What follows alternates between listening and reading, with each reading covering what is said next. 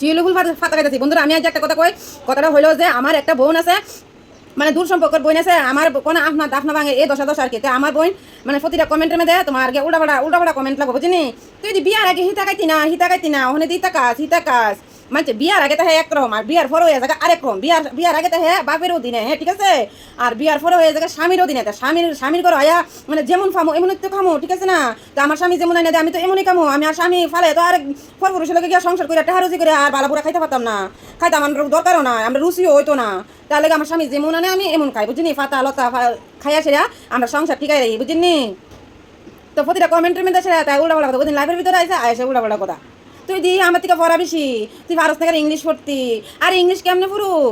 আমি কতদিন আগে পড়াশোনা করছি, তারপরে যে বাচ্চারা পড়াশোনা করেছি সব কিছু তো প্রাইভেট মাস্টার, ওই সারাদিন খেতে থাকলে আর ফুলাবানের ভিজে কুম্বলা বইতাম, আমি তার গরম বইতেই না। তাহলে ইংলিশটা কেমনে পড়ু? বাংলাটা তো চরচরে পড়তে পারি, কিন্তু ইংলিশে তো আটকে যাবো।